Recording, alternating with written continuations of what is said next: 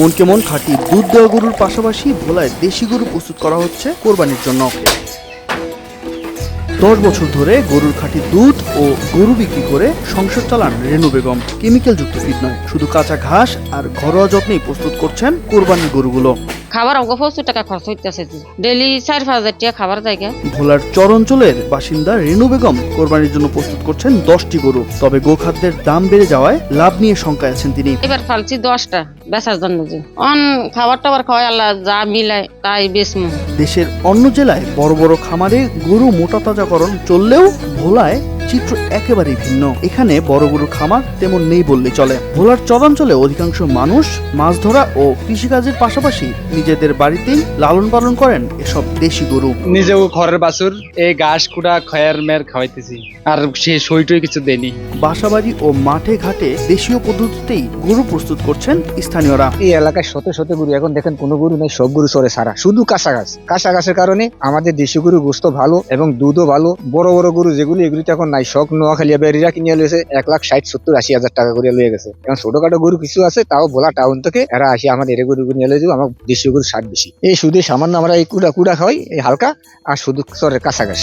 ঈদকে ঘিরে রেনু বেগমের মতো ভোলার চরাঞ্চলে মনির হোসেন ও শিল্পী দম্পতি প্রায় 20 বছর ধরে গরু লালন পালন করলেও গতবার লাভ কম হয় এবার মাত্র 4টি গরু প্রস্তুত করেছেন। আশা করছেন ঈদের বাজারে ভালো দাম পাবেন।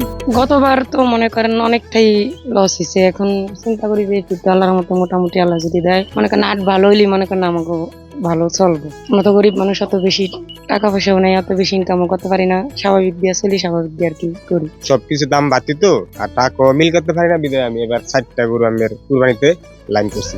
স্থানীয় এক খামারি বলেন, ভারতীয় গরু না এলে আমরা ভালো দাম পাবো।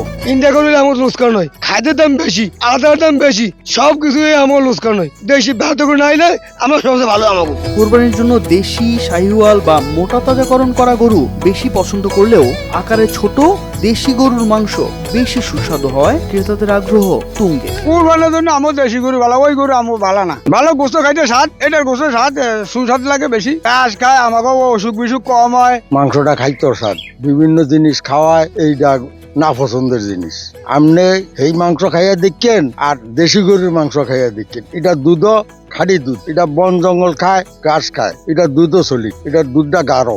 আর ওইসব গরুর দুধ পানি নেব, বুঝলেন? এইসব গরুর দুধ জাল দিলে 1 কেজি আপনার 3 ইঞ্চি হর ফলে।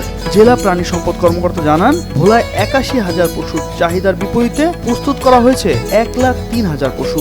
ভারতীয় গরু না এলে স্থানীয় খামারিরা ভালো দাম পাবেন বলেও আশা করছেন তিনি।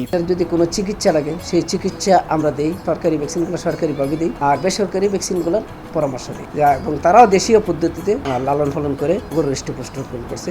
আমাদের সরকার যেহেতু এবছর অন্য বাইরে কোনো অনুমোদন দেবে না, তো খামারিরা লাভবান হবে। অনিক রয়, চ্যানেল 24।